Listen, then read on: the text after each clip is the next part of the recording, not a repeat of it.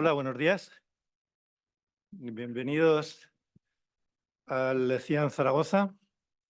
Estamos en la sede del CIAN en España, Instituto Agronómico Mediterráneo de Zaragoza. Para los que nos conocéis, pues somos una organización internacional intergubernamental formada por 13 Estados miembros, creada en el año 1962. Nos dedicamos a la cooperación agroalimentaria, en particular en el Mediterráneo, entre los países mediterráneos, pero todas nuestras actividades también están abiertas a cualquier otro país. Y en particular, nuestro mayor compromiso es con los países en desarrollo.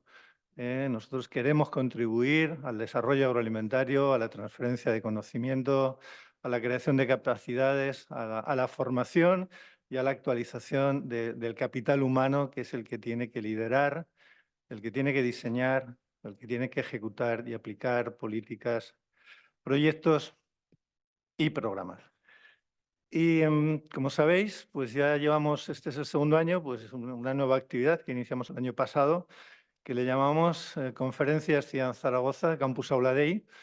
Es una actividad que creamos pensando en el campus, pensando no solamente en nuestro personal, pensando en el campus y por supuesto está en abierto. Ahora mismo estamos transmitiendo esta sesión, como diría alguien, Udbi Orbi, porque queremos que este conocimiento, que esta conferencia pues llegue al mayor número posible de personas y por eso también la hacemos en abierto y en transmisión directa, en interpretación en inglés, para que nos puedan seguir en cualquier lugar en español o en inglés. Nuestra misión con esta serie de conferencias es traer aquí al campus, al instituto, a personas distinguidas, a personas que en su ámbito profesional son auténticas referencias nacionales e internacionales, en esa búsqueda permanente siempre de la excelencia, no solamente excelencia en el plano técnico, en el plano profesional científico, sino también excelencia en otros campos, en otros dominios quizás no tan especializados, como nuestros másteres, que son súper especializados en nuestros cursos y seminarios, sino en un conjunto de conocimientos, de saberes, que también son muy importantes para poder desarrollar adecuadamente nuestra misión. El año pasado, para los que nos seguís, empezamos este ciclo de conferencias hablando de indicadores, hablando de cómo mejorar la gestión de actividades de ciencia y de tecnología. Seguimos el año pasado hablando de la política agrícola común y ahora tenemos la oportunidad pues, de un tema para mí largamente esperado y deseado. Ha costado algún tiempo hasta que ha sido posible traer aquí a una de las referencias más importantes en el campo de la ética. De la ética en general y de la ética en concreto, en la ética particular, en la ética empresarial también. Tenemos la suerte de contar con Jesús Conill, que voy a leer rápidamente algunos trazos de su currículum. Él estudió la carrera de Filosofía en la Universidad de Valencia, es catedrático de Filosofía Moral de la Universidad de Valencia. Jesús Conill participa y encarna un proyecto de humanismo para los siglos XX y XXI y a lo largo de su carrera personal y profesional se ha ido formando en distintas estancias, en universidades de referencia a nivel también internacional, en la Universidad de Bonn, la Universidad de Frankfurt am Main, la Universidad de Notre Dame y el Instituto de Filosofía del CSIC, entre otros. Jesús es también un autor prolífico en obras de referencia en el ámbito de la ética y de la filosofía moral. Y me gustaría destacar, entre otras, El crepúsculo de la metafísica, del año 88, El poder de la mentira, Jesús, Nietzsche y la política de la transvaloración, del año 97, Ética hermenéutica, wow, crítica desde la facticidad. Esto suena. No, la puerta está abierta, es decir, libertad de entrada, libertad de salida. No se preocupe. No pasa nada. Esto se puede entender, ¿no? No se puede entender. Horizontes de economía ética. Bueno, esto ya lo entendemos un poquito mejor. Horizontes de economía ética. Aristóteles, Adam Smith, muy conocido por los que nos dedicamos al tema de la economía, Adam Smith. Amartya Sen, también muy conocido por los que hemos trabajado y trabajamos en economía del desarrollo y libertad. Intimidad corporal y persona humana, de Nietzsche a Ortega y Zubiri. Y si no es el último, será el penúltimo, que tengo aquí Nietzsche frente a Habermas, uno de tus maestros, entiendo, Jürgen Habermas. Genealogías de la razón, del año 21. Es patrono fundador y miembro de la comisión ejecutiva de la Fundación EDNOR y miembro de la Fundación Javier Zubiri. Realmente que es un honor, es un privilegio. Aquí traemos a muchos expertos en muchísimos campos de la ciencia técnica, pero creo que nunca habíamos tenido a un experto, a un sabio, yo te diría, un sabio. Te he escuchado un par de veces y lo puedo decir, de la ética y de la filosofía. Y creo que tu mensaje nos puede ayudar, no solamente como personas, nos puede ayudar también como profesionales a entender mejor los retos a los que nos enfrentamos. Y por eso también creemos que es una oportunidad, y quiero saludar a los que nos están siguiendo a distancia, que van a tener una oportunidad magnífica de escuchar una reflexión que no es muy habitual en estos foros y que yo creo que es necesaria también para el ejercicio de nuestra labor. Tenemos aquí al personal de la UPV, tenemos también algunos compañeros del campus a los que saludo efusivamente, algunos amigos de la Academia Aragonesa de Gastronomía, algunas amigas que con gran experiencia en temas de responsabilidad social. Tenemos alumnos de un máster ahí que representan un poco el perfil de nuestros alumnos de genética, genómica, genética y mejora vegetal. Tenemos ahí a nuestras intérpretes que van a hacer el trabajo fantástico de interpretarte al inglés. Así que vamos a escucharte, en principio 40 minutos, porque tenemos dos dudas existenciales. A ver. Dos dudas existenciales. Tenemos muchas, pero hay dos. Nosotros estamos comprometidos, la FAO está comprometida, las Naciones Unidas, una buena parte de la sociedad civil y política están comprometidas con el desarrollo sostenible. Para nosotros el objetivo es el desarrollo agroalimentario sostenible. Y tenemos múltiples referencias, tenemos objetivos, tenemos principios, tenemos organizaciones internacionales volcadas, pero yo tengo la impresión de que necesitamos también un enfoque ético del desarrollo sostenible. Más allá de los indicadores, más allá de nuestra conducta que podemos hacer y también obedece a principios éticos como consumidores, como productores, como profesionales, pero ir un poco más lejos, ¿no? Una reflexión que nos ayude a entender mejor lo que sería el compromiso ético. Y después hay otro tema que también nos interesa mucho, Jesús, y es que somos, te lo hemos contado antes, una organización internacional, hacemos cooperación agroalimentaria. Cooperación significa transferencia, pero significa también prestar atención especial a los que más necesidades tienen en materia de desarrollo agroalimentario y también estar abiertos siempre a trabajar en alianzas, en red, estar buscando siempre el acuerdo, el consenso y la participación con otros actores, trabajando en equipo. Y creemos que desde la ética también nos puedes ayudar a entender mejor el reto de la cooperación en el ámbito de la alimentación, para ser parte de la solución de nuestra obligación tecnológica, pero también ética, de intentar dar de comer todos los días a más de 8.000 millones de personas, con cada vez menos recursos. Así que gracias por venir, es un privilegio tenerte aquí y adelante durante 40 minutos, 45 te vamos a escuchar y tenemos unos minutos para debatir contigo. Gracias.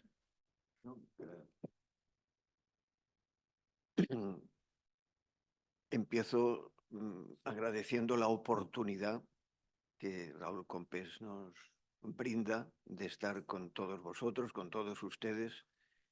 Venimos desde EDNOR, que se ha preocupado precisamente de ese enfoque ético, de la gama de cuestiones que has planteado, porque todo esto tiene que ver con los asuntos más existenciales, como has dicho, dudas existenciales, problemas, necesidades existenciales, que es de lo que en último término trata la ética. Es verdad que en tan poco tiempo es muy difícil dar una respuesta ajustada, no digo ya exhaustiva, de eso nada, pero ajustada a las pretensiones.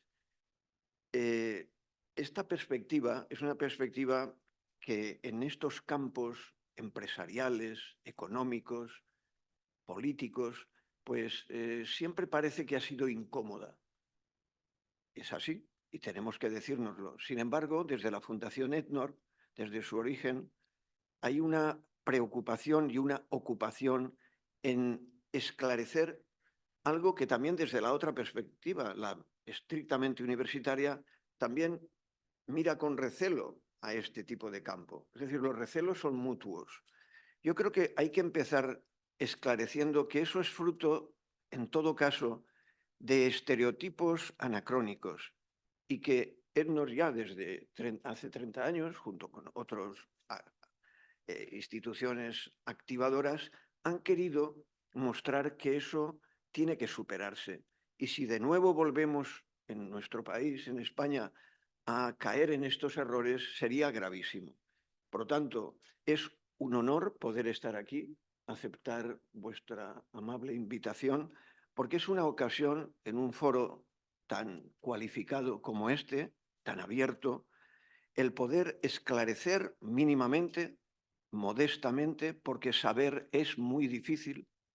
Esto tengo que aclararlo desde el principio. Creo que el gran principio de humildad, que no es muy, muy practicado en todos los órdenes, desde la universidad, desde la política, desde la economía, desde las instituciones. Tenemos, creo que incorporar este principio, que creo que es de sabiduría, el principio de la humildad, el saber que saber es muy difícil y que vamos a intentar modestamente plantear los problemas para intentar resolverlos del mejor modo posible, o al menos ver si esto nos ayuda a entendernos mejor a nosotros mismos y los problemas con los que nos enfrentamos. Entonces, ¿qué es eso de la ética? Empezando por ahí. La ética, como tratados de ética, es muy antigua, no es un invento reciente. Los primeros tratados ya de ética desde hace 2500 años, que se dice pronto. Entonces, en las éticas, igual que la economía, el primer tratado de economía es de hace también 2500 años. Y luego, modernamente, Adam Smith, que te ha llamado la atención, que haya escrito. Sí, porque Adam Smith era filósofo, tenía, a veces lo comentamos medio en broma, pero totalmente en serio, en la denominación de su cátedra. Y es para mí un honor, claro, la denominación de mi cátedra es la misma, filosofía moral. Entonces, las nociones de ética han sido configuradoras ¿de qué? Del uso de la razón para vivir del mejor modo posible. Esa es la función de la ética, vivir bien. Y claro, las sonrisas interiores, a veces hasta exteriores, de mucha gente dice, bueno, pero ¿qué me vas a decir tú a mí sobre cómo vivir bien? Pues ese es el gran error, que como en tantas cosas nos creemos que sabemos, pero es muy difícil, repito, es muy difícil saber lo que es bueno en la vida. No es tan fácil y sobre todo luego no es nada fácil acertar en la vida. Eso es la segunda parte, porque una vez se sabe, supongamos, lo que es bueno, luego hay que aplicarlo en cada campo, en la empresa, en la universidad, en la ciencia, en la tecnología. Y además esto se nos ha complicado mucho en la vida actual, porque una de las características del tránsito de esos 2400 o 500 años a la modernidad y a la época contemporánea es que se ha complicado muchísimo. Entonces, mi planteamiento es el siguiente: introducir estos temas que tú has dicho, desarrollo sostenible y cooperación, en lo que a mí me gusta caracterizar con ese título del libro que has dicho, Horizontes de Economía Ética. ¿Por qué? Porque históricamente ni la ética ni la economía han sido lo mismo.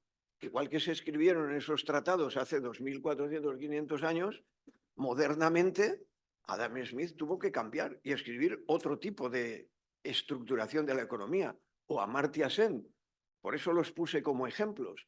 Aristóteles, porque es el primero, no por hacer historiografías, no, es para descubrir aspectos que necesitamos resolver. Por ejemplo, ¿qué tenía que resolver Aristóteles en su modelo, que perdura hasta hoy?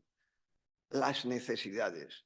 Y vosotros en este Instituto Agronómico Mediterráneo de Zaragoza, junto con todos los otros países, ¿a qué os dedicáis? Pues a intentar resolver uno de los problemas más importantes, una de las necesidades, ni siquiera es un problema, una necesidad, la alimentación.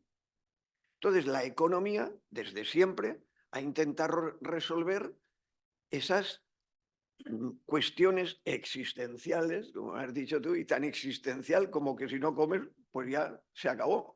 Entonces, el primer modelo de economía lo que buscó es satisfacer las necesidades. ¿Pero qué ha pasado?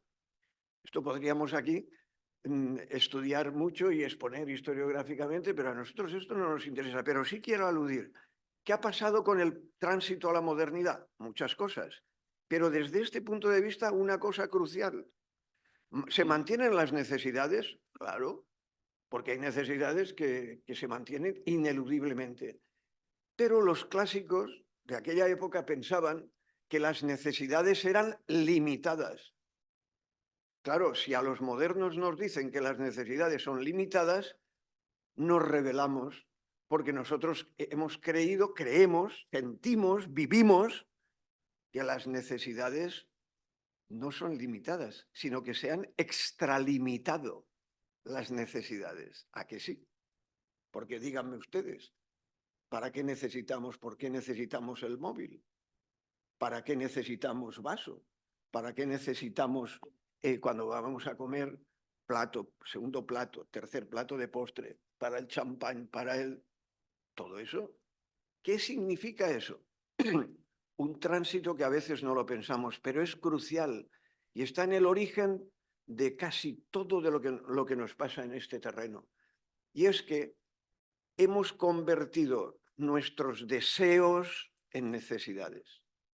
Mantenemos las necesidades limitadas, que creían limitadas, por ejemplo, la alimentación. Y vosotros os dedicáis a una necesidad que es, vamos, indiscutible. Pero, ¿qué pasa? Que como el marco total es la conversión de nuestros deseos en necesidades, creemos que esos deseos, que pueden ser individuales, pueden ser grupales, pueden ser sociales, son como si fueran necesidades. No lo son, pero nosotros las convertimos. Y de ahí emerge una dinámica en política, en economía, en la vida social, que se convierte en un torbellino de la modernidad. ¿Y eso por qué es? ¿Cuál es el trasfondo último de todo eso? Porque hemos creído que nuestros deseos son la expresión de la palabra sagrada de la modernidad, la libertad. Y entonces empiezan a emerger los espacios de la libertad. Entonces, podríamos decir que el primer modelo de ética clásico, que perdura en unos estratos, intento resumir mucho, como pueden comprender, intentaba resolver, enfrentarse al problema de las necesidades, eso perdura. El segundo gran modelo u horizonte ético es el de la libertad, porque la modernidad piensa que su gran principio ético es el ser libre en todos los campos y por eso surge la división, la separación autonómica del mundo político, surge la separación del mundo económico y el empresarial. ¿Por qué? Porque esos son espacios de libertad. Vamos viviendo los diversos momentos de nuestra vida como espacios de la libertad. Y cuanto más espacios de la libertad se abran, pues mucho mejor. Luego surgen los medios de comunicación, espacios de la libertad. Surge el mundo del derecho, espacios, la defensa de las libertades, la defensa de nuestros derechos. Pero a la modernidad le ha pasado una cosa tremenda. Y es que a medida que abría estos nuevos espacios, se iban complicando. Primera cuestión importantísima. Y se iban complicando porque esos mismos espacios generaban unas mediaciones, esto empieza a complicarse, unas mediaciones que tenían unas ventajas, pero a la vez iban en contra de ese mismo principio por el que se había puesto en marcha esa mediación. Por ejemplo, las tecnologías. Las tecnologías son algo fabuloso, pero pongo este ejemplo como puedo poner otros, en el derecho, en la economía. Se pueden poner, lo que pasa es que avanza el tiempo. Entonces, esos mecanismos, al tenerse que ser mediados, porque ¿qué es el mercado? Para la libertad surge el mercado, porque si no, ¿qué tendríamos que ser? Todos muy virtuosos, todos muy autolimitantes de nuestras exigencias y de nuestros deseos. Pero como eso en la vida de nuestras sociedades extensa no es posible, tuvo que salir la mediación de lo que llamamos el mercado, porque el mercado no es más que un sistema de información de puntos diferentes de una pluralidad de centros, porque la alternativa al mercado es que haya un solo centro que determine la asignación de los recursos. Cuando tienen que ser diversos centros para la asignación de recursos, pues surge lo que es el intercambio. Y eso es la economía moderna, dicho muy rápidamente. Eso tiene una ética, como hemos visto antes. ¿Qué es la ética que está detrás? La libertad. Porque todo el mundo que es un agente social en nuestra vida, lo que quiere es tener un espacio de libertad. Y por eso el intercambio es un intercambio en libertad. Pero como les he dicho, por eso he empezado. Pero eso empieza a generar unos problemas, porque unos son muy fuertes que otros, se convierten en monopolios, otros se convierten en oligopolios, y entonces hay que regular eso, claro. Y entonces se necesita otra instancia, otra institución, como el Estado, que ha ido creciendo y creciendo y creciendo. ¿Y por qué ha crecido? Por necesidad para poder tener capacidad de control de las otras instituciones. Y lo mismo el derecho. El derecho ha tenido que crecer porque si no hay una división de poderes, no hay libertad. Es evidente. Si unos pueden y los otros, si unos todo lo hacen bien y otros lo hacen mal. Si unos siempre tienen razón y los otros no. Si unos pueden hacer lo que quieran y los otros no. Hombre, no. Tiene que haber una especie de balance, decimos, ¿no? Una especie de equilibrio de poderes. Luego es necesario que el derecho tenga su poder.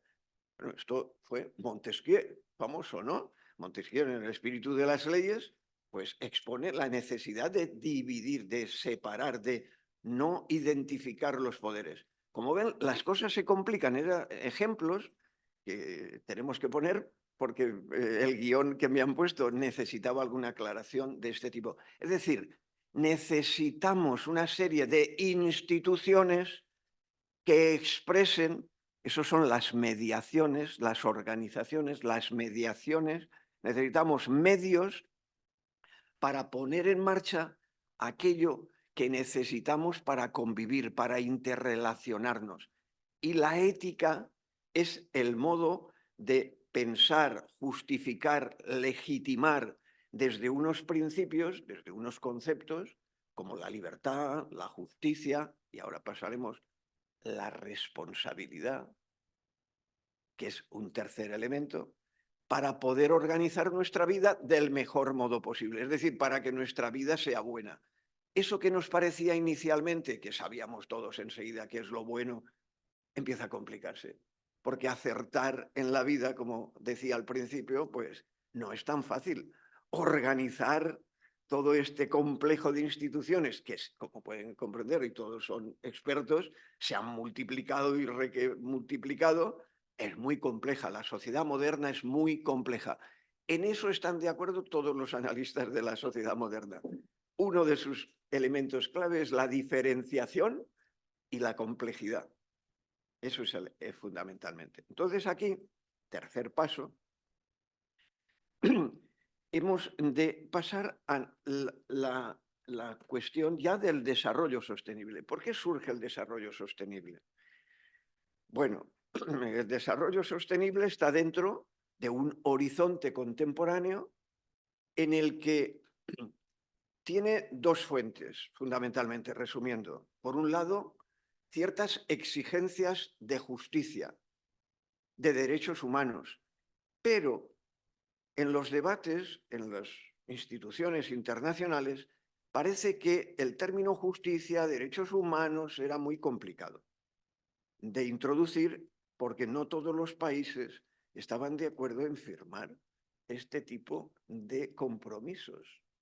Y entonces, debatiendo, discutiendo, ajustando transaccionalmente, pues vieron que había otros movimientos como los que empezaron a reflexionar sobre el desarrollo económico y los límites del crecimiento. Recuerden el famoso informe Brundtland, que fue pionero, luego los documentos del Club de Roma sobre los límites del crecimiento también, y para mostrar que, cuidado, que eso que hemos dicho que era muy bueno, porque era expansión de lo que eran los espacios de libertad, a su vez se volvía en contra nuestra, porque iba en contra del medio ambiente, iba en contra de una convivencia pacífica, de enfrentamientos. Entonces, y así sucesivamente, entonces había que poner orden, había que limitar. Y en esos debates internacionales se pensó que un término que podía aglutinar estos elementos podía ser el término de desarrollo sostenible. Por otra parte, autores, ya que lo has citado y que lo hemos estudiado mucho, como Amartya Sen, en el último decenio del siglo XX, en el PNUD empezaron a salir una serie de informes, que en Valencia, por cierto, cada año que salía el informe sobre el agua, sobre las mujeres, hacíamos una presentación con Jordán, José María Jordán, que entonces estaba en el Patronato Sur-Norte de la Universidad de Valencia. Es decir, que eran acontecimientos culturales, económicos, sociales, y presentábamos los informes. Bueno, pues autores como este tipo empezaron a promocionar esta idea de desarrollo humano en primer lugar, y luego se fue cambiando desarrollo humano, que implicaba la justicia, los derechos humanos, y se fue acercando a la noción de sostenible. Resolución, corriendo un poco, el desarrollo sostenible tuviera 3 elementos. De ahí proviene, aunque sea rápidamente, la necesidad del compromiso de que el desarrollo sostenible, que en un primer momento tenía y sigue teniendo en las mentes generalizadamente un carácter dirigido a lo medioambiental, y hoy decimos lo climático, sin embargo, el sentido auténtico de desarrollo sostenible tiene 3 elementos fundamentales. Fruto de este tipo de desarrollo de las negociaciones. Lo medioambiental, porque es la marca de origen y es muy difícil de quitar de las mentes, pero que tiene un elemento de gobernanza y un elemento que llamaban social, que es el elemento de justicia, es la dimensión de la justicia social. Y los 3 componen la auténtica noción de desarrollo sostenible. Y esto va a ser crucial para la segunda parte de la cooperación. Porque ¿por qué cooperar? ¿Por qué cooperar? Alguna gente piensa que es mejor batallar, conflictuar. ¿Por qué? Porque sale ganando. Supongo que tú sales ganando conflictuando, que hay mucha gente que lo piensa. Cuidado. Entonces, el principio de cooperación es si me interesa, si me conviene, pero claro, en el desarrollo maduro de lo que hemos llamado un horizonte ético, sea de las necesidades, sea de la libertad, ¿es responsable? ¿Es justo ir por el camino del conflictualismo? ¿O es un regreso en el orden moral, en el orden ético? Esta es la cuestión. Entonces, desarrollo sostenible es necesario, según el acuerdo incluso de las instituciones internacionales.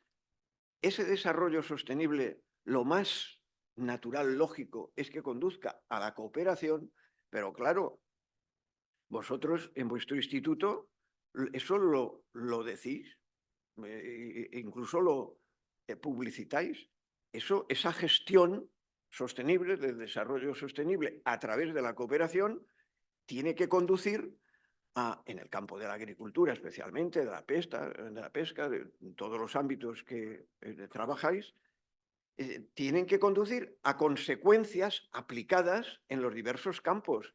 En el económico, que no haya despilfarro, porque si hay despilfarro, porque el despilfarro es injusto. Es el principio de justicia. El principio de justicia es un principio clave prácticamente en todas las éticas aplicadas, en todas las aplicaciones del mundo ético. Lo hemos dicho antes. Es un principio de justicia, porque si tú despilfarras, no eres eficiente. A mucha gente ha contrapuesto el principio ético y el principio de eficiencia. Eso es una ceguera. Eso es ser corto de vista, ser miope. Es que la eficiencia no es un valor meramente económico. Es que, como les he dicho, la economía ética, por eso puse el título, de economía ética. Es que la economía, desde sus orígenes, tiene una unidad intrínseca con el marco ético y político. De hecho, en la primera gran ética de Aristóteles y política y economía era así. En Adam Smith era así. En Amartya Sen es así. En muchas corrientes económicas contemporáneas, institucionalistas de la economía, es así. Es verdad que hay otras, es verdad, pero al menos es un debate que tiene que ver con algo que antes he omitido y que es muy característico de la complejidad moderna, que es el pluralismo social. Porque el pluralismo social en todos los campos es otro de los espacios, otra de las características de la libertad. Cuando no hay pluralismo, mal asunto para la libertad. Se diga de una sociedad, se diga de un partido, se diga de una organización, se diga de una profesión. Mal asunto. Quiere decir que hay actitudes no muy sanas en el ejercicio del poder. Sin pluralismo, mal se puede hablar de auténtica libertad. Quiere decir que alguien se sentirá amordazado aunque no lo diga, porque uno puede no decirlo aunque esté amordazado por conveniencias, por miedo a una sanción o a perder beneficios, y eso pasa en la empresa, en el partido político, en la universidad y en todas partes, incluso en las familias. No hay que ir muy lejos. Entonces, lo primero en economía sería eso. Luego, seguridad alimentaria. Ese es un tema que viene de hace muchos años. Vosotros, la seguridad alimentaria es una respuesta a la necesidad. Pero claro, no se puede responder a eso sin el principio de justicia, el no malgastar, no despilfarro. Porque ¿cómo vas a dar seguridad alimentaria y nutricional si no tienes la justicia suficiente para la asignación debida y justa de los bienes, de los recursos? Es imposible y es pedir peras al olmo. Por eso, como ven, yo lo que intento es ver que todo eso está interrelacionado. Por eso, aunque saltándome el guión porque avanza mucho el tiempo, las tareas que estáis haciendo aquí de formación internacional deberían incorporar, creo, esta actitud, sinceramente, ya que nos has invitado. Es decir, ver esa capacidad de interrelación de lo económico, lo social, lo jurídico, lo político, porque está tan interrelacionado. Y uno de los defectos del desarrollo de lo moderno, que ha tenido la ventaja de la diferenciación, pero tiene otro inconveniente. Es como, a mí me gusta decir esto, bueno, mis maestros, uno de mis maestros y de nuestras escuelas, a esto le llamaban la dialéctica de la modernidad, la dialéctica de la Ilustración. ¿Por qué? Porque había un pro y un contra, un pro y un contra. Y no hemos sabido resolver.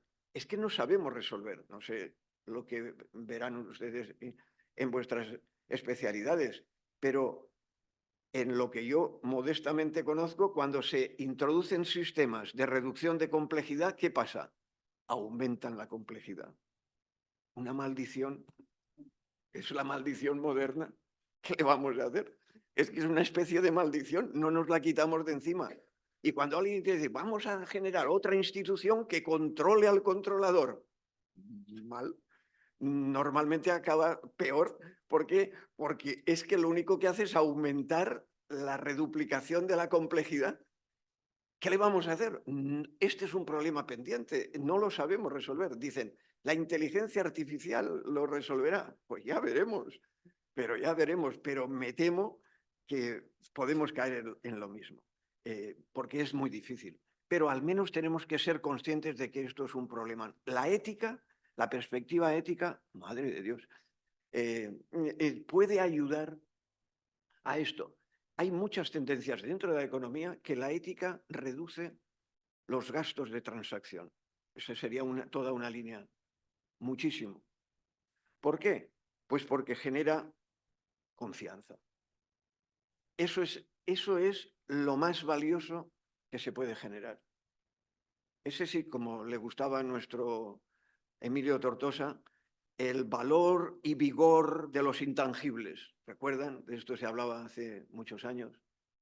Lo intangible, o desde la perspectiva política, a Petit, que es un gran autor, es que hay una mano intangible que le gusta mucho a De la Cortina y lo resalta siempre. Es decir, es que hay una serie de intangibles que están funcionando y sin los cuales lo tangible no funciona. Y de eso se dedica a eso se dedica la ética. Segunda parte, ya entrando en el tema, por lo tanto, podíamos aludir a más cosas que estáis haciendo. En la formación que estáis dando de no despilfarro, de seguridad alimentaria y nutricional, desarrollo inclusivo, prevención de crisis. ¿Qué prevención de crisis mayor que el evitar la discordia y los principios que van en contra de la cooperación?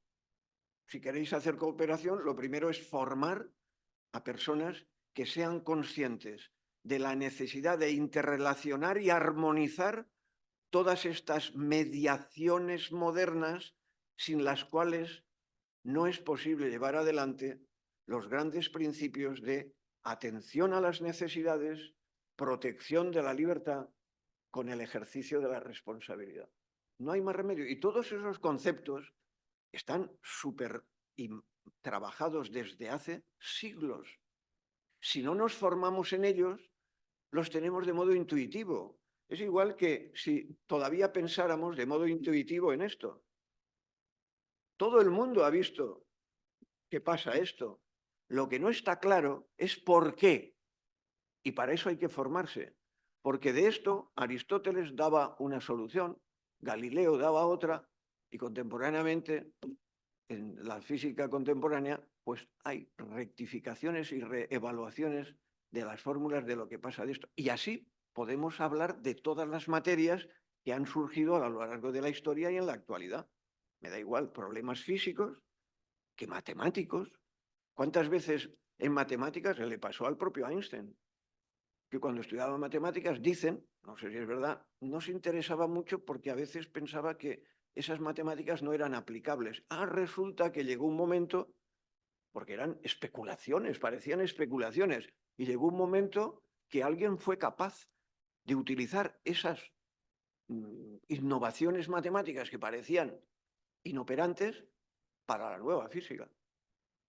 Y los nuevos físicos echaron mano de innovaciones que parecían que no tenían ningún efecto operativo.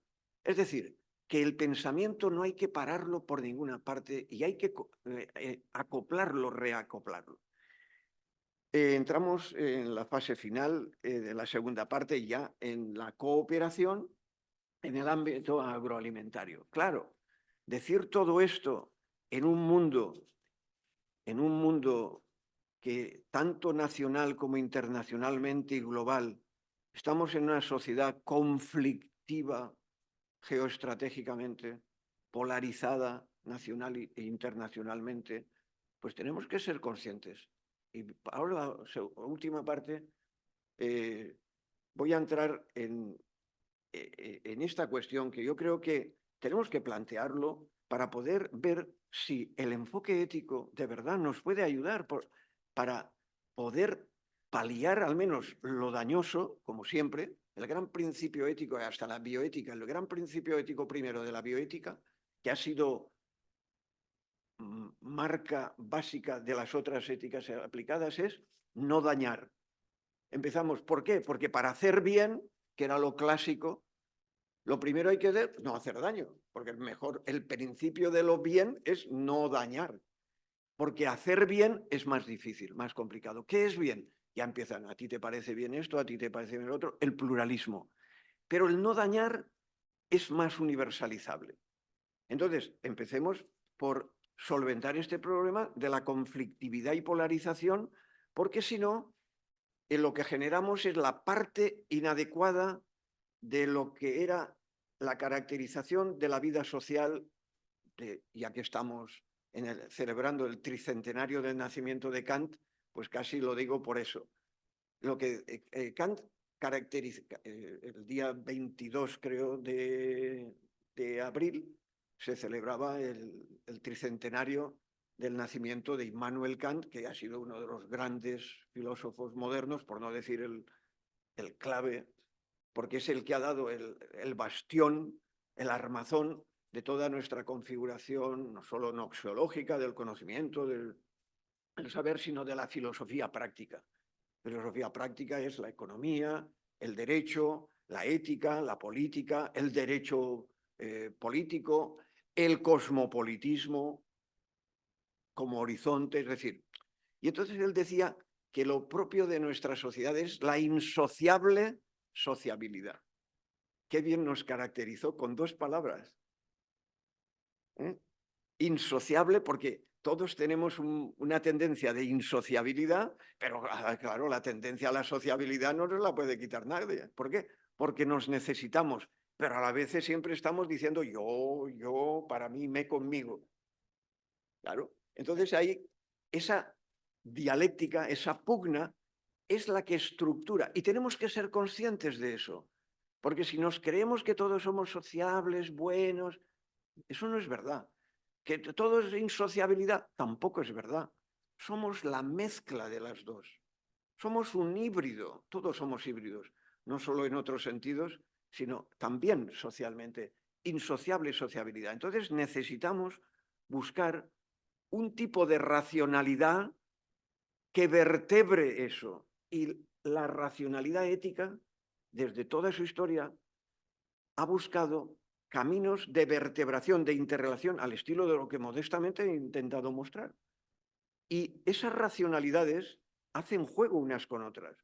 Por ejemplo, y además en el debate, porque, por ejemplo, en el mundo de los economistas, hasta los años 70, imperaba el utilitarismo, supongamos, los utilitarismos, y eso es un tipo de ética. Si a uno le dicen, eres un utilitarista, a veces en la vida normal parece un insulto. Y no es verdad. Y lo digo yo, que sinceramente no defiendo el utilitarismo en ninguna de sus versiones. Pero el utilitarismo es una teoría, un conjunto de teorías éticas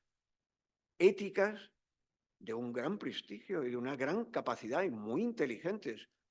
Creo que hay razones para no defenderlas. Yo personalmente no las defiendo. En EDNOR, como conjunto del equipo de investigación de EDNOR, no lo defendemos. ¿Por qué?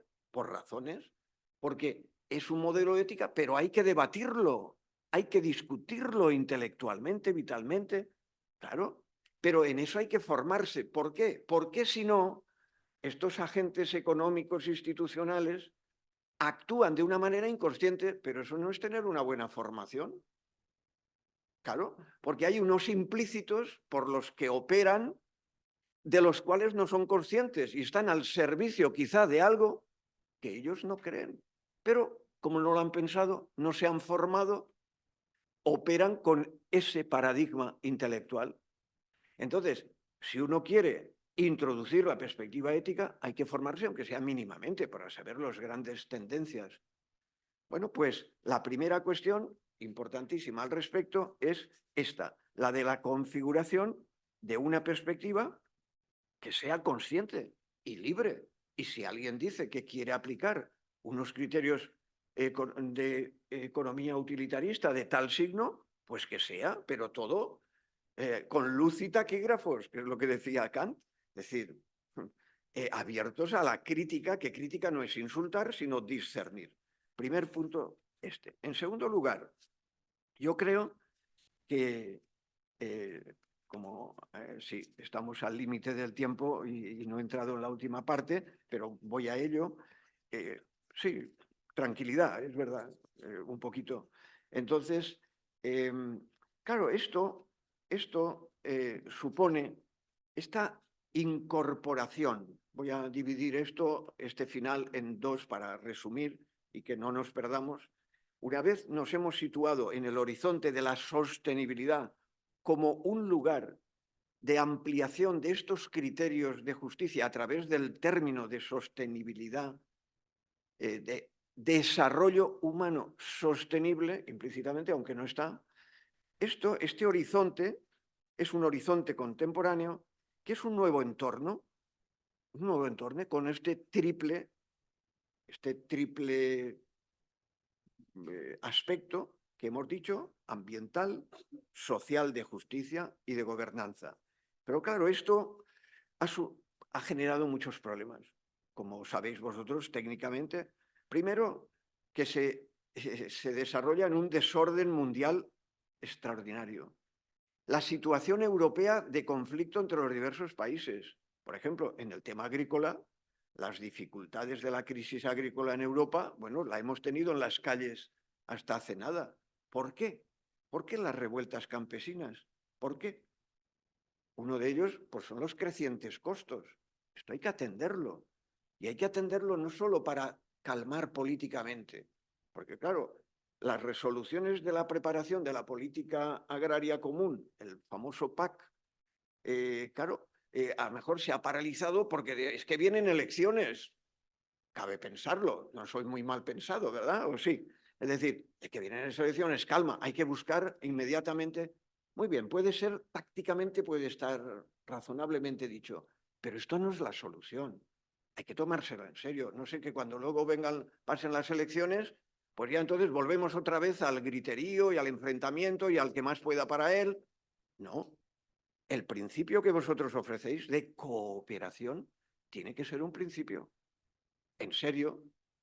Si no, ¿a qué jugamos? ¿A engañarnos?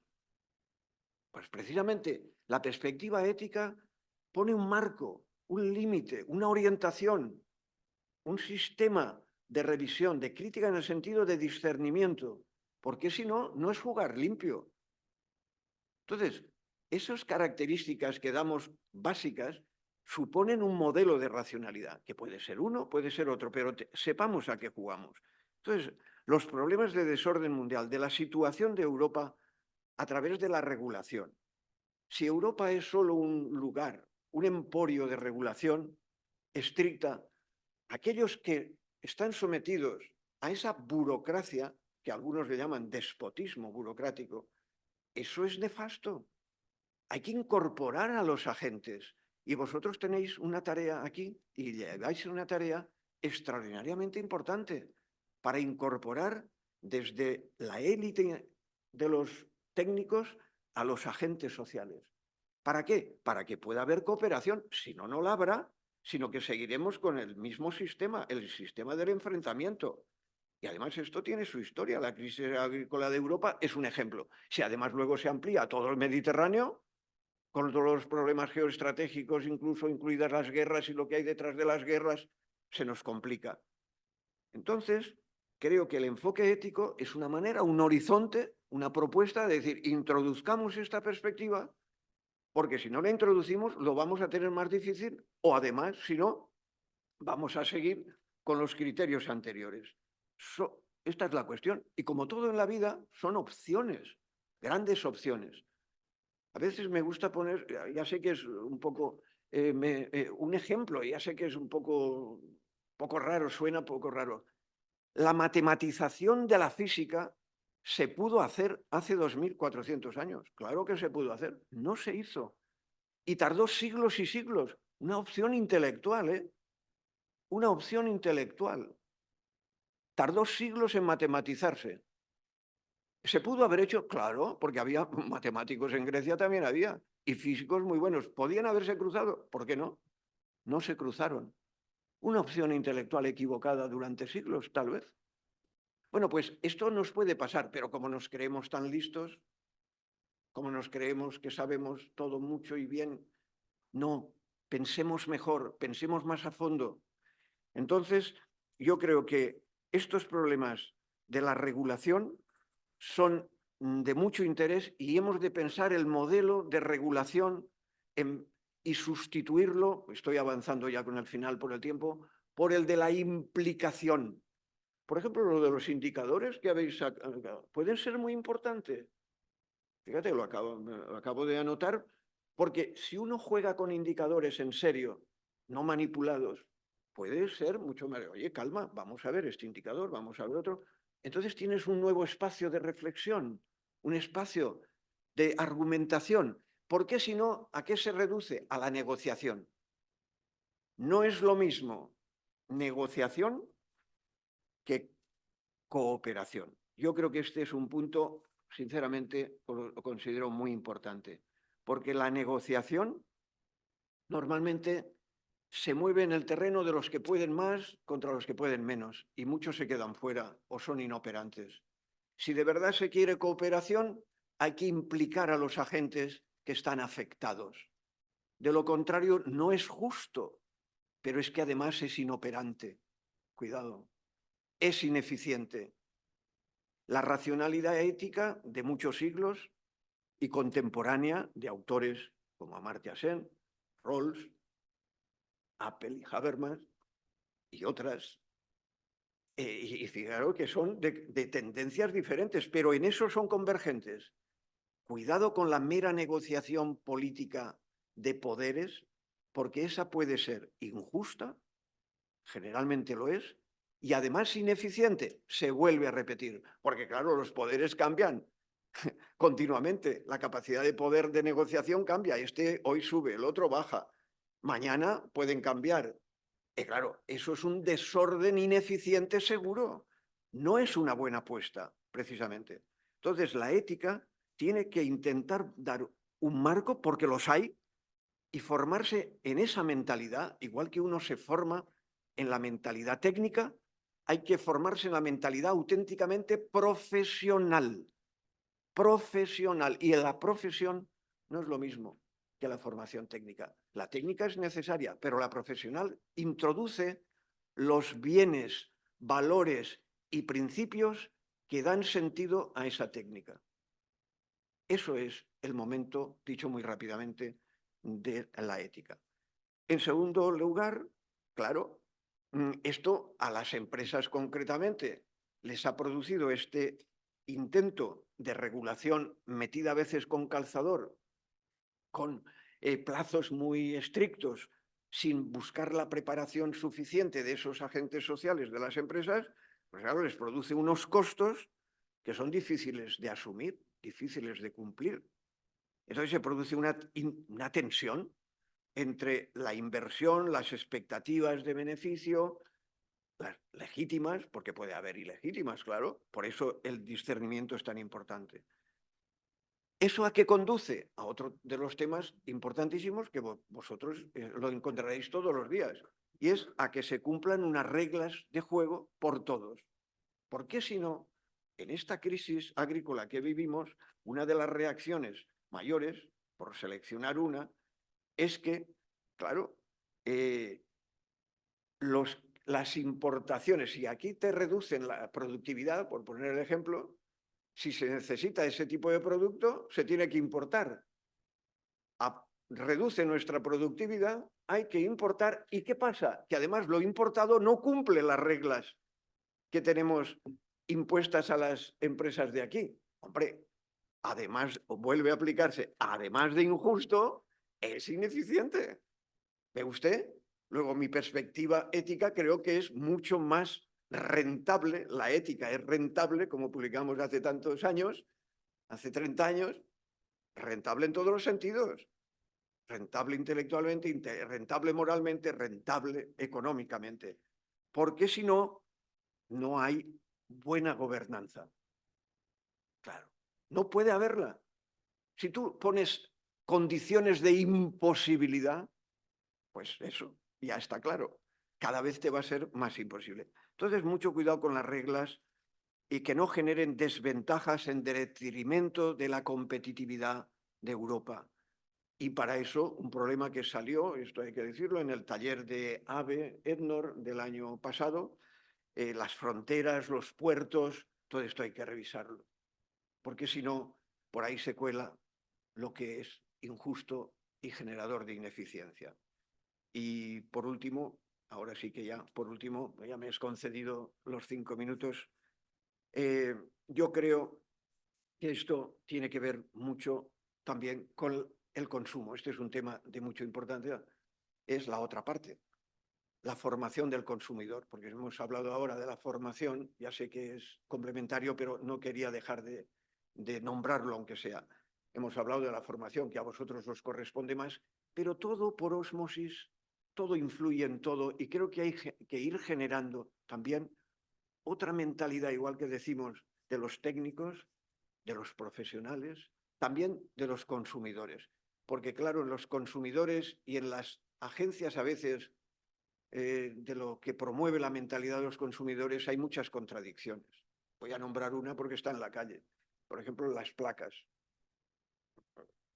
Las placas que están invadiendo muchas zonas de la huerta en Valencia. Ahí hay una contradicción clarísima. Bueno, como esas, pues hay un montón.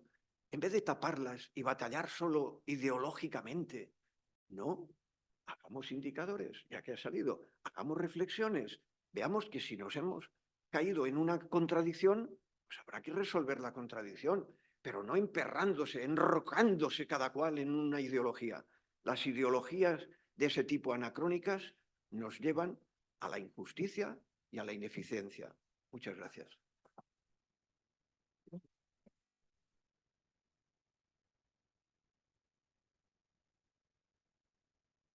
Bueno, muchísimas gracias, Jesús. Me queda claro que necesitábamos una reflexión como la tuya, la de un catedrático de filosofía moral ética que nos alumbrara desde Aristóteles y todos los grandes que han reflexionado, y han sido muchos a lo largo de la historia, ¿no? El arte de vivir bien, de tomar las decisiones adecuadas. Gracias porque te has referido a las cuestiones que nos conciernen, te has referido a nuestro instituto, te has referido a nuestra misión, has ido más allá y nos has recordado algunos principios que conocíamos y otros que quizás no conocíamos tanto, ¿no?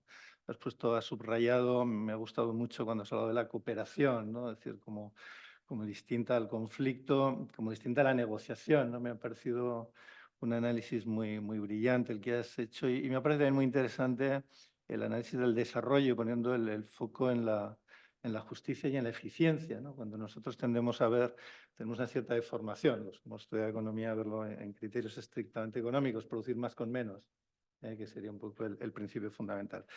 Bueno, tenemos todavía unos 20 minutos para abrir un turno de preguntas, un turno de debate. Estoy seguro que has suscitado, he visto muchas caras, ¿no? que asentían, que de alguna forma reaccionaban a tus palabras, que reaccionaban a tus palabras.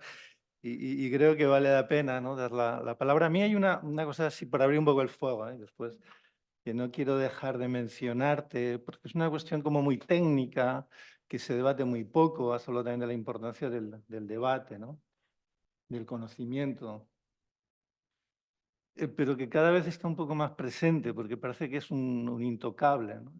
Cuando hablamos de desarrollo sostenible, hablamos también no solamente de un concepto, el Club de Roma, un concepto ético, justicia, hablamos también de unas reglas, estás hablando de las reglas de los Objetivos de Desarrollo Sostenible, de la Agenda 2030, que se han convertido en una especie de reglas, de marcos, una especie de imperativo moral político que en general lo hemos aceptado porque entendemos que nace de una necesidad. Has hablado de las necesidades, has empezado hablando de necesidades que serían globales, ¿no? Necesidades de sostenimiento casi del sistema, del planeta, en las que todos los países, todos los partidos deberían un poco incorporarlo a sus reglas de juego, a sus constituciones, a sus políticas, las empresas también a sus estrategias. ¿Cómo se ve desde yo para arrancar un poco, ¿no? ¿Cómo se ve desde la ética, desde las éticas, lo que sería un poco este marco de marcos, esta regla de reglas, que nos parece bien intencionada, pero que de pronto a veces también parece como que falta debate, falta discusión, ¿no? Es decir, todos estamos de acuerdo en el fin, en el objetivo, en los objetivos de desarrollo, pero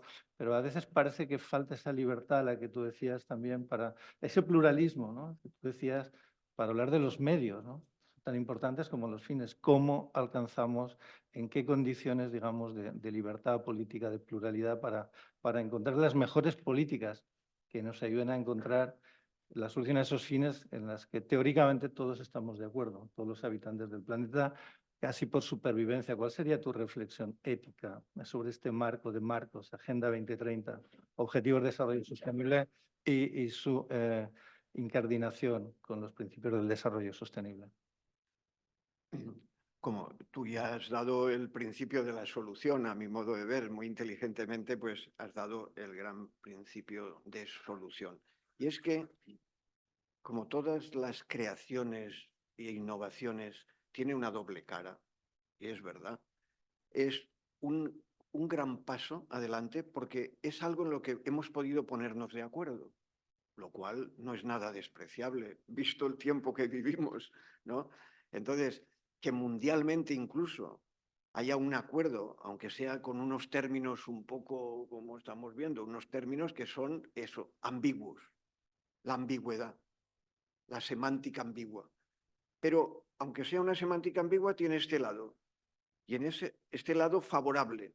Nos hemos ido poniendo de acuerdo, pero claro, luego eso, como decía un dicho famoso en España, creo que era del conde de Romanones, ¿no? Decía, vosotros haced las leyes y yo haré los reglamentos, me parece. Eso lo sé de oídas, ¿no? Entonces, es algo así. Segunda parte, por lo tanto, que tú ya has aludido. Y creo que vale la pena que reflexionemos sobre esto, porque es un ejemplo más de lo que yo quería decir también, pero aplicado al campo que tú llevas. Los ODS son objetivos de desarrollo sostenible. Se dice que antes eran los objetivos del milenio. ¿De qué milenio? Ya casi, ¿de qué milenio? Porque es que casi era... Entonces, sin desparramar ni ir más a cosas más anecdóticas, entonces vienen las mediaciones, porque esto ha podido manipularse políticamente. Y al manipularse políticamente viene la división por las interpretaciones. Entonces, eso que tenía su grandeza y era que nos había unido, luego se convierte en arma arrojadiza en la práctica, porque como tiene que estar ligado a ciertas mediaciones, vuelven los enfrentamientos, vuelven.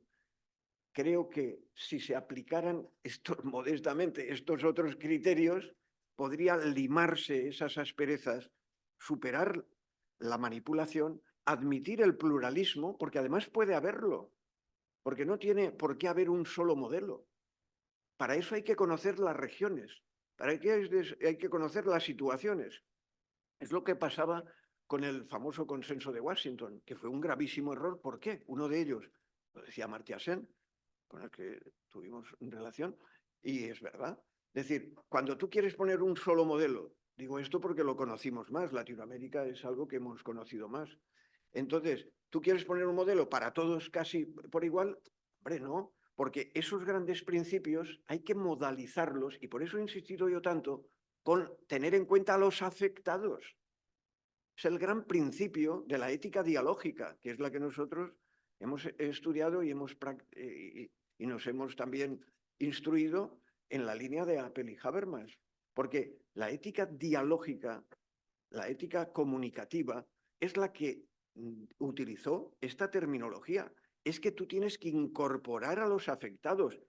Es cierto que con una diversidad funcional, porque no todo el mundo puede funcionar igual en esa correlación de la expresión, sea de intereses, que tienes luego que ver si son legítimos o ilegítimos, y esa es otra. La noción de interés parece que sea negativa. No, la palabra interés es fabulosa.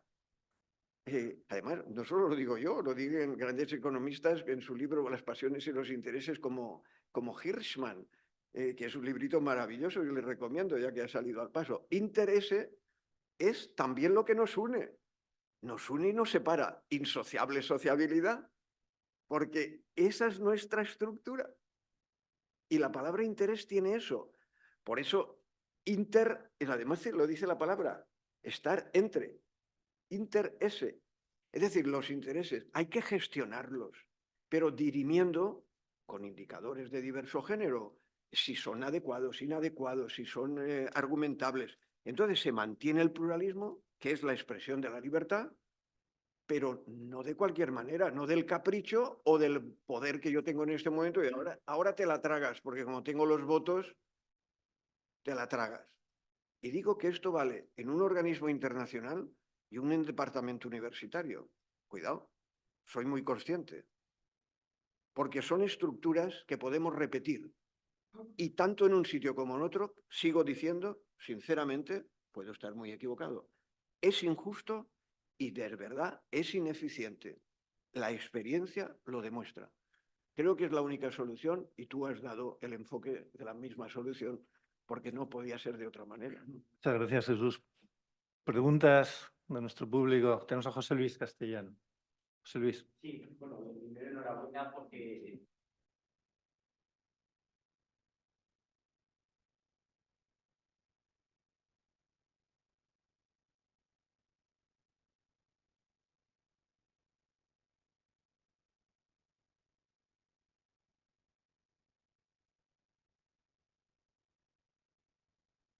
Sí, que decía que lo primero dar la enhorabuena porque esta jornada presenta un interés para mí básico y que quizá bueno, se ha estado hablando de la especialización y la complejidad que deriva a nivel de gobernanza y a nivel de gestión de los recursos con la especialización, tema que en la administración en la que yo he estado muchos años, para mí es uno de los graves problemas actuales, que ahora mismo la especialización está en la calle.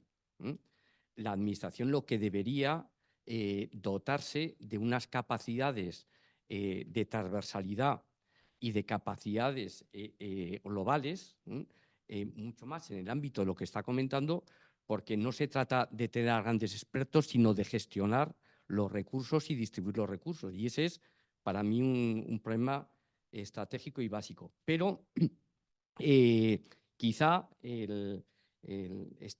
siendo clave la exposición que se ha hecho, lo que no tengo claro, desde desconocimiento en estas materias, es si al punto que hemos llegado con la concentración económica y la globalización de grandes empresas, no la globalización comercial, sino el dominio de las grandes empresas a nivel internacional al margen de lo político, o incluso adaptándose a lo político con recursos más que suficientes. Entonces, si en ese entorno, con ese liderazgo fáctico, que deriva en una prevalencia de esos poderes, incluso sobre los poderes de lo político, y sobre todo en la mayor parte de los países. No así en todos, pero yo creo que en la mayor parte de los países el margen de la política cada vez es más reducido. Yo creo que ese es uno de los grandes problemas que tenemos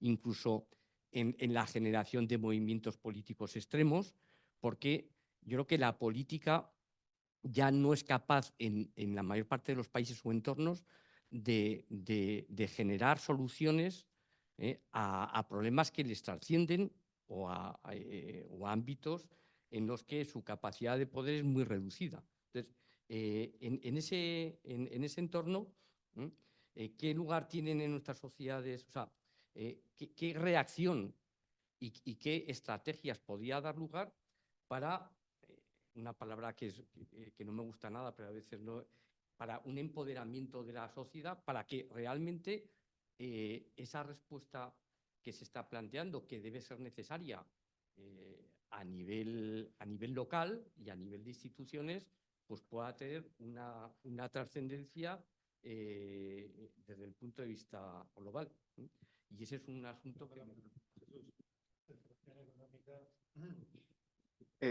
Bueno, en el ámbito vuestro, por resumir la primera parte de tu exposición, para luego ver cómo se puede dar alguna reflexión modestamente, porque vosotros tenéis más conocimiento en directo, pero por aclararnos en la pregunta, veo que en el campo de el ámbito propio de la agricultura y de todo lo que significa el desarrollo sostenible, claro, una cosa es la economía en el mundo financiero.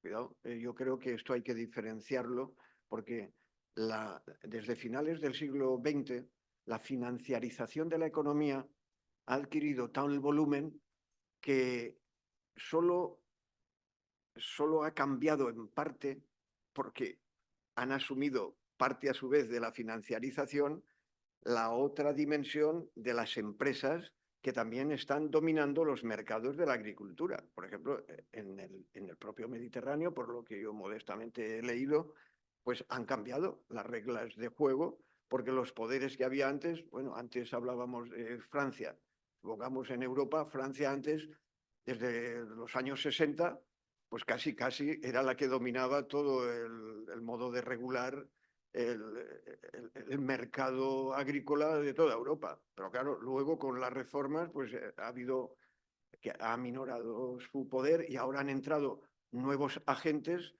que es que o la han sustituido o desde luego la han puesto en un lugar mucho más reducido en su influencia. A eso es a lo que me refería. Primero, distinguir entre el mundo financiero, la financiarización de la economía, que ahora ha sido también complementada con las nuevas plataformas tecnológicas. Por eso he dicho que una parte de la financiarización ahora ha sido también asumido en parte porque han entrado en ello estas plataformas tecnológicas que antes no tenían el poder. En muy pocos años, según las estadísticas, las primeras empresas mundiales están ocupadas por las plataformas. Pero luego hay un problema regional, en el tema ahora regional del campo que nos movemos, es el de la agricultura. Este es el mapa, era por si nos aclaramos, este es el mapa. Entonces ahí, ¿qué pasa con la relación entre política? Porque luego tu segunda parte, disculpa, es la relación entre política y economía. Claro, ahí también habría que distinguir entre la capacidad de la política geoestratégica, mundial, internacional, global y la nacional. Yo estoy de acuerdo con todo lo que has dicho a nivel global, internacional, pero nacional creo que deberíamos pensarlo porque si no, a algunos gobiernos eso les sirve para autojustificarse. Es que yo no puedo hacer esto porque como a nivel internacional la economía, yo creo que eso hay que ir con cuidado, si de verdad somos discernidores. Y eso es la única reticencia que quería introducir respecto a esta primera parte. Porque me parece que si no, podemos hacer un juicio global que puede pasar lo mismo como antes en mi época. Digo, en mi época de joven y creo de algunos de los que estamos aquí, otros no. La política era buena por naturaleza y la economía era mala por naturaleza. Para otros al revés. Mire, no, discernamos, hagamos un análisis de verdad de los valores están en juego, lo que decíamos antes, porque si no, ya estamos en que unos siempre tienen razón, otros no tienen razón. De ahí viene mi aclaración inicial de poner las cosas en su sitio, estableciendo las distinciones. Y ahora viene la segunda parte, que es, creo, tu pregunta. Yo creo que ese empoderamiento tiene que contar muchísimo con y digo en España en especial, con el fortalecimiento de la sociedad civil. Nosotros creo que tenemos un problema que fue en su momento un modo de resolver otros problemas, y es darle una prepotencia a los partidos políticos. Eso está en nuestra Constitución, y es así. Y yo creo que eso, en este momento, pues es un inconveniente, que eso se puede subsanar por la fisiología de la propia sociedad, pero que hay que ir con cuidado, porque si no, lo que pasa es que se les da una prepotencia y una prevalencia excesiva al mundo político. No, creo que hay que generar una fortaleza de eso que llamas el empoderamiento del ciudadano y de los ciudadanos y de los agentes sociales de diversos géneros. No sé si estoy respondiendo a lo que te he entendido bien. En ese mapa hay que empoderar, y estoy totalmente... Por cierto, la palabra empoderamiento tiene un origen también castellano, no la hemos importado, algunos creen que la han importado. No, en el castellano antiguo, por lo que yo vi, parece que tiene su sentido, pero en fin, es solamente una aclaración porque a mí estas cosas me gustan mucho, las lingüísticas. Entonces, hay que empoderar a los diversos sectores de la sociedad civil, las empresas, las instituciones, esto mismo, que aunque tenga que ver con los países o gubernamental, pero tiene una entidad técnica, profesional muy potente. Y eso no quiere decir que haya una separación absoluta, quiere decir que funcionalmente haya suficiente autonomía funcional para responder a los retos. Por eso yo estoy totalmente de acuerdo que el margen de la política a nivel internacional es verdad que, y más en este momento, es que nos desborda. Y más en este momento donde la crisis y las crisis de enfrentamiento, incluso bélico, nos han distorsionado. Nos han hecho regresar, casi te diría, que en ese terreno a la Edad Media. Y no quiero sacar algún tema porque claro, que Rusia y Ucrania se enfrenten hasta religiosamente, ¡qué absurdo! O sea, que volvemos otra vez a las cruzadas. Eso es absurdo y a veces no lo pensamos. Pero, señor, a estas alturas, porque ¿qué pasa en el siglo XXI? Entonces, hemos de eso eludirlo y buscar un intento de solución. Pero el empoderamiento del ciudadano no solamente es individual, sino de las instancias de la sociedad civil, en todos los órdenes. Las instituciones de este tipo, que es lo que nos concierne ahora, pero también las empresariales, las intelectuales, los grupos de profesionales que están callados. ¿Por qué la primera página de todos los telediarios y de todos los periódicos siempre son políticos? ¿No pasa nada más en la vida social? ¿La medicina no es importante? ¿La ingeniería no es importante? Cantidad de otras cuestiones son importantes. ¿Nadie se merece una primera página? En fin, yo creo que eso es un error y tocamos un punto clave de los medios de comunicación. Claro, no es de nuestra tarea, pero para que ese empoderamiento funcione de la sociedad civil, necesitamos coaligarnos realmente con empoderar con libertad los medios de comunicación. Pero si los medios de comunicación están amordazados, ¿cómo vamos a ejercer la libertad? Para empoderarse hay que tener un medio de libertad.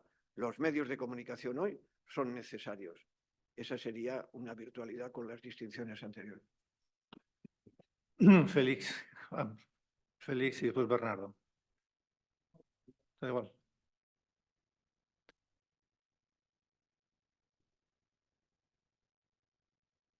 Bueno, muchísimas gracias, Procuro rápido. Yo tenía 3 preguntas, voy a empezar por la tercera.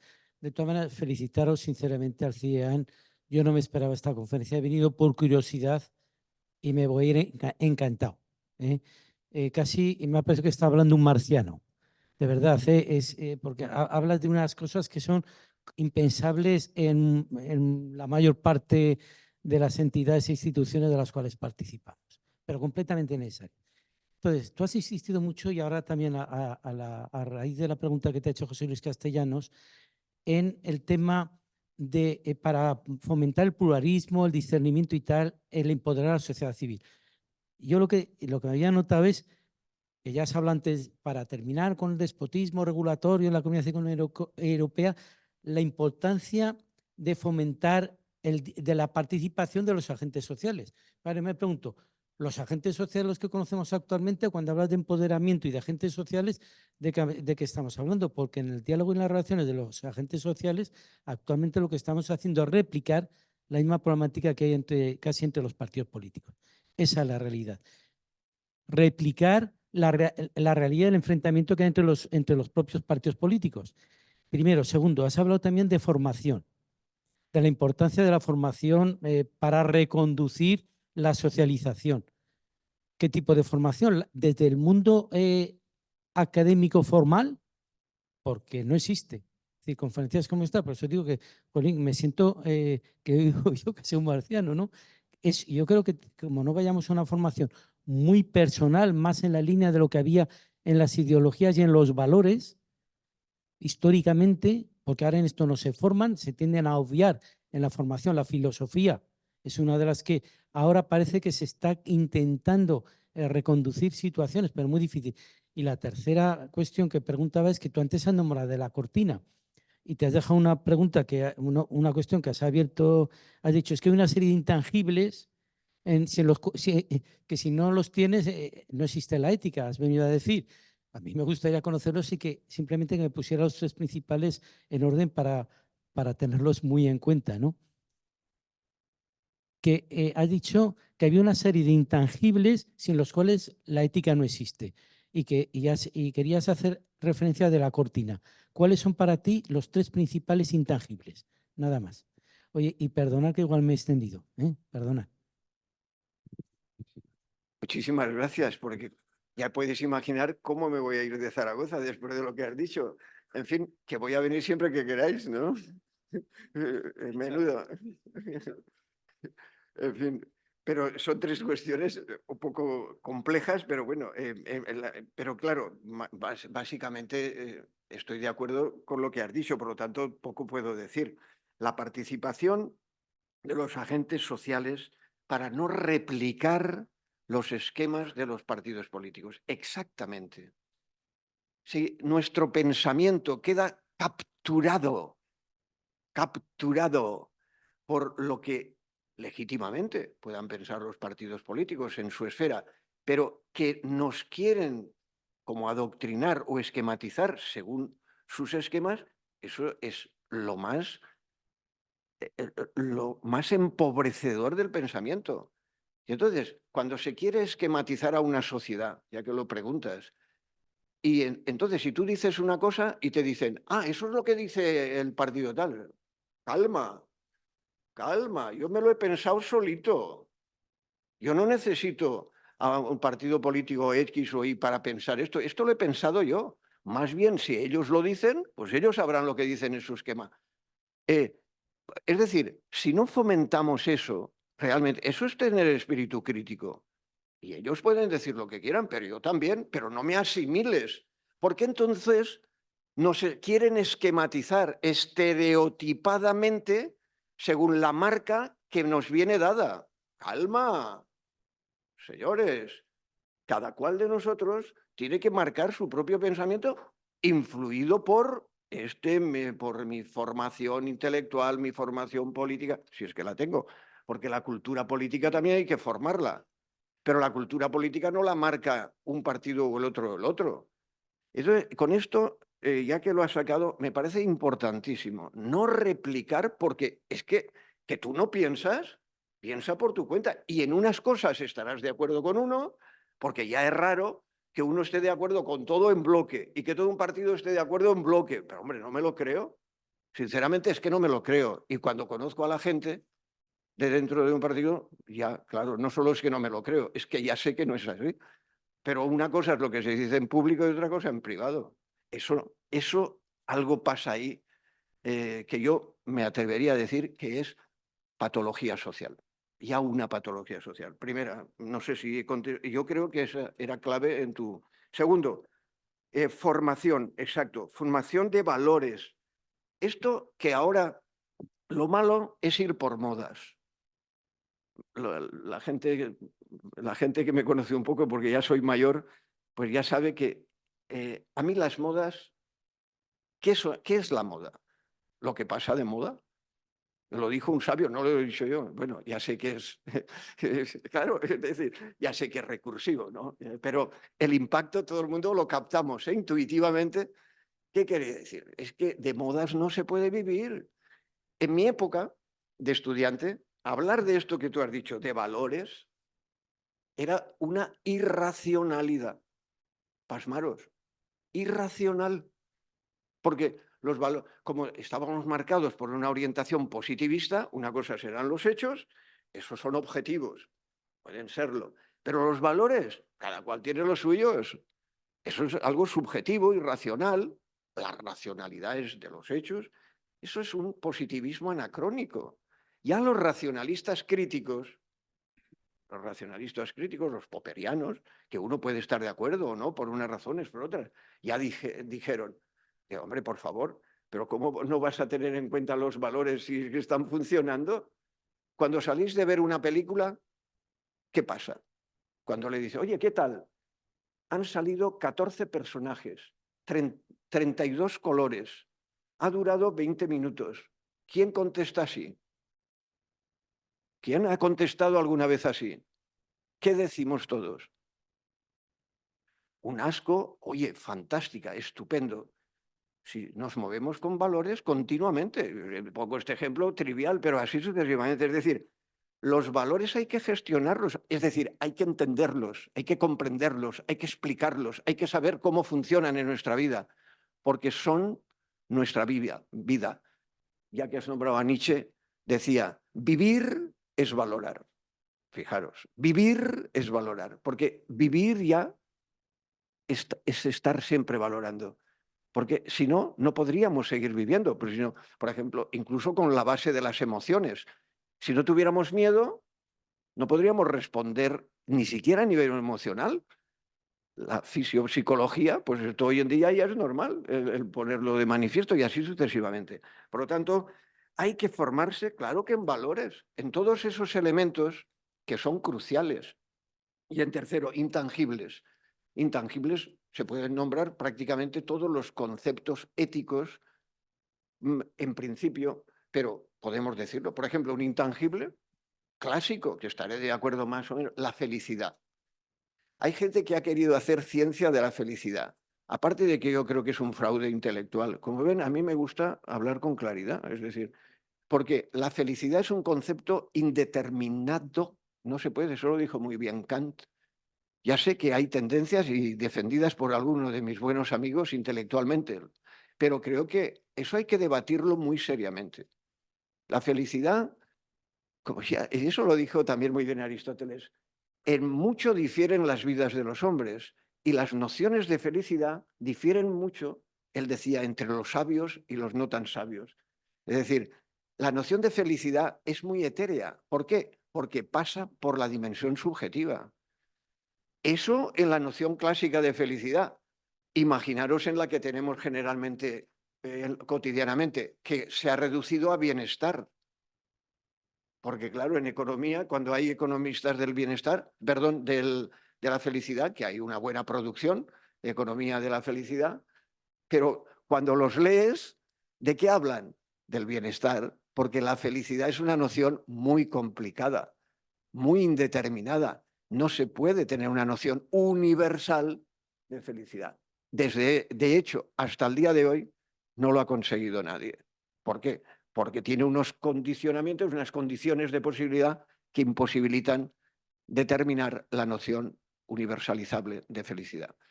Por ejemplo, felicidad. Justicia. Claro, parece como si fuera vida. La justicia, claro, es una noción intangible porque además no la puedes operativizar de modo directo. En realidad, todos los conceptos, si fuéramos, son intangibles. Pero claro, aquellos que no se han podido matematizar o no se pueden operativizar, pues dan la sensación de ser más intangibles. Y esa es la cuestión. Hay una distinción clásica en el pensamiento moderno, que es la matriz de esto que yo acabo de decir, que es la distinción entre, en su terminología clásica, cualidades primarias y cualidades secundarias. Las cualidades primarias eran las que se pueden matematizar. Y vosotros los ingenieros, pues eso lo habéis vivido y si no hay ecuaciones, pues ya aquello te desborda y dices, es que no, ¿verdad? No, parece como si no pudieras atraparlas. Y eso se hace intangible. Las cualidades secundarias eran las que no se podían matematizar y las que no se podían objetivar. Por ejemplo, los colores. Sin ir más lejos, los colores. Los colores son sumamente subjetivos. ¿Por qué? Porque, por ejemplo, cerebralmente, ¿qué? Muy difícil. Porque los procedimientos neuronales de los colores no distinguen entre lo que puede ser verde. Se intenta por otros medios, por indicadores indirectos, pero directamente no. Es decir, esa es la distinción. Entonces, ¿cuáles son? Me ha dicho tres, pues le voy a decir tres, Félix, ¿no? A mi modo de ver, felicidad, por ejemplo, libertad y dignidad, por poner tres importantes, porque no dirá que la noción de dignidad no está por todas partes, incluso en las constituciones. Y todos dicen, no me toques la dignidad, ¿verdad? Porque hasta ahí habremos llegado. La noción de dignidad más intocable, ¿verdad? No más imposible. Bueno, sí, pues acabamos, disculpa. Ya te he dicho tres, podríamos seguir, pero esas tres son muy importantes y ejemplifican tres conceptos éticos fundamentales de nuestra vida, de nuestra sociedad, de lo que nosotros entendemos como un horizonte de vida buena, de vida buena. Felicidad, libertad, dignidad. Pues una pregunta más. Dos minutitos, hay 5, tenemos que acabar. Bernardo. Sí, cuando tú digas. Sí. Bueno, lo primero es darle las gracias. He aprendido mucho y creo que ha conseguido algo que no consiguieron en el colegio, que es que quizás lea Kant. Sí. Y bueno, mira, tenía una pregunta que puede tener mucho debate sobre lo que ha comentado de la problemática que tenemos en la ampliación de los mercados y la preservación de las normas de protección del medio ambiente, ¿no? y cómo los países terceros se nos quejan de que estamos imponiendo unas barreras al comercio y cómo los productores nacionales pues, se quejan de lo contrario, ¿no? Que están entrando productos pues que no están suficientemente vigilados y que no cumplen los requerimientos que aquí se tienen, ¿no? Pero yo quería añadirle algo a ese debate, porque en paralelo en Europa estamos viendo una disminución del mundo rural y de los pequeños agricultores, que puede tener relación con este problema que nos ha comentado de toda esta burocratización que tenemos desde Bruselas y la creación de normas. Y ahí me ha venido a la memoria pues, un principio que antes se solía decir en los colegios o cuando estudiábamos, que había que ser muy estricto en los grandes principios y menos estricto en las pequeñas cosas. Y me pregunto si esto sería extrapolable a la agricultura, si deberíamos ser realmente muy estrictos con todas estas grandes empresas que tienen muchísima financiación y un poquito menos estrictos con los pequeños agricultores que trabajan a escalas mucho menores. Y porque creo que esto nos está planteando en la sociedad.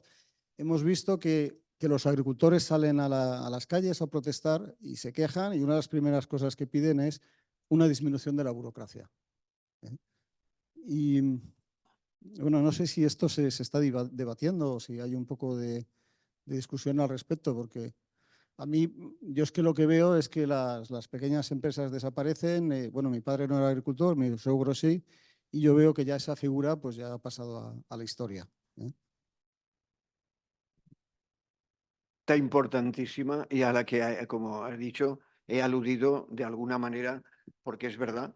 Es decir, la nueva regulación, proviene de su pregunta también, la nueva regulación, los nuevos poderes que regulan los mercados, pues claro, hacen que cada vez se disminuya, primero por el peso de ese sector, de ese primer sector, ha ido disminuyendo. De todos modos, en Europa, según tengo entendido, tampoco está del todo mal el tanto por ciento.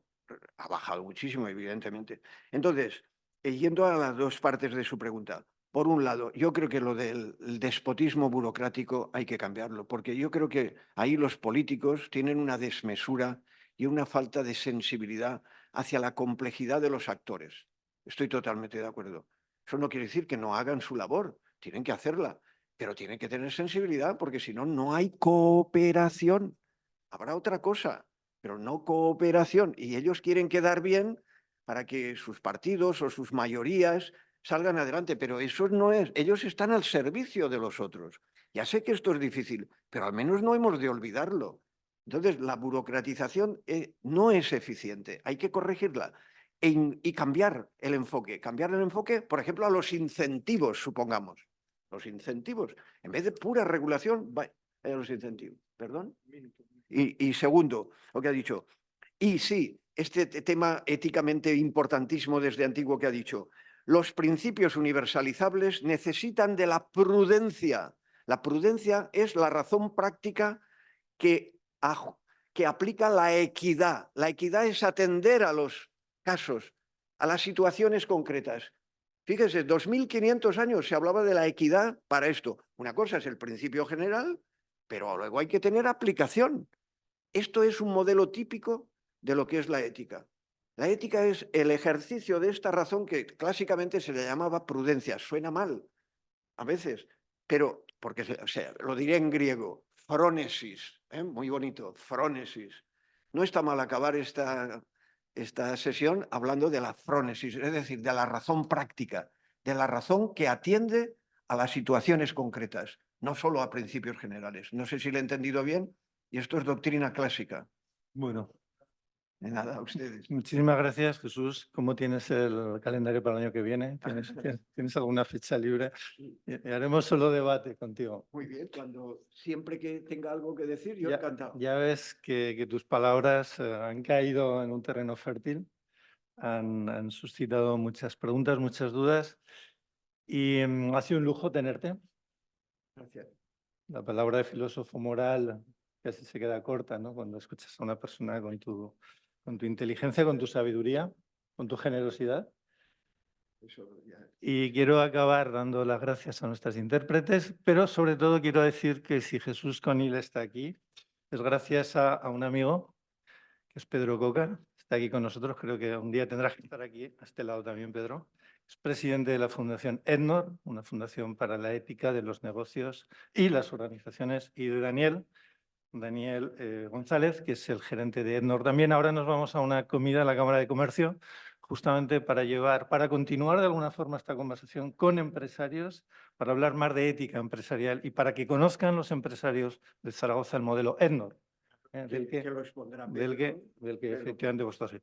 Pero antes de irnos y de agradecer a Pedro que haya hecho posible que Jesús, porque Jesús, la tecnología es, en fin, son magníficas, no es fácil ponerse en contacto directo contigo, ¿no? Gracias a Pedro. Gracias a Pedro. Gracias a Pedro. Gracias a Pedro. Gracias a Pedro. Entonces, Fantástico. voy a dejarle 30 segundos a Pedro. Ya te adelanto, Pedro, con que un día vas a estar aquí sentado, quizás el año que viene, para hablar de otros temas, pero para que presentes rápidamente qué es EDNOR y por qué EDNOR supone un modelo en sí mismo sobre ética en negocios y organizaciones. Y gracias, Pedro, por haber hecho Ahí. posible. ¿Me oís? ¿Está conectado? ¿Quieres Sí. ponerte de pie? No, no. Bueno, me pongo de pie porque no me gusta hablar de espaldas. Pues, si me pongo aquí no le doy la espalda a nadie. Bueno, como ha dicho Raúl, la Fundación EDNOR es una fundación que tiene 33 años, que nació en Valencia de la mano de personas como Jesús Conil, Adela Cortina y otra persona que ya no está con nosotros, que es Emilio Tortosa, que fue muchos años director de Bancaja. Decidieron crear esta fundación precisamente para promover la ética en la empresa y los negocios. Y José Luis ha hecho una pregunta que dice, bueno, ¿qué puedo hacer? Y Jesús ha contestado lo mismo que tenía yo en la cabeza, porque en eso llevamos el sello EDNOR, que es sociedad civil y empoderamiento.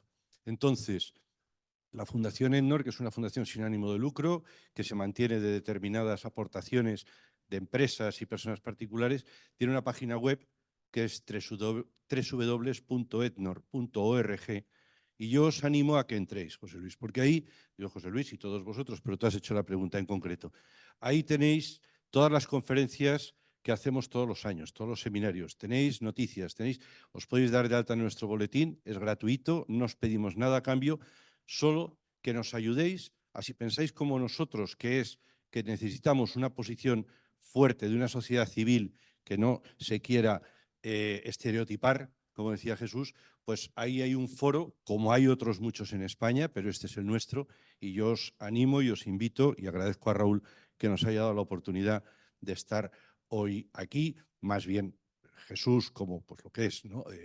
Una referencia a nivel nacional e internacional de la ética aplicada, pero venimos de la mano de la Fundación y perded o invertid, porque no vais a perder el tiempo, invertid un par de minutos de vuestro tiempo en meteros en la página web, daros de alta en el boletín y estaremos haciendo más sociedad civil, estaremos empoderándonos ante todas esas otras fuerzas de las que tú has hablado muy bien en tu pregunta. Gracias, Raúl. Muy bien, gracias, Pedro. Pues levantamos la sesión. Pedro, además de ser una referencia, es un buen amigo y gracias de nuevo por haber hecho posible esta sesión con dos partes, una parte aquí y otra parte en la cámara y hasta el año que viene. Muchísimas gracias. Aquí tenéis vuestra casa. Gracias.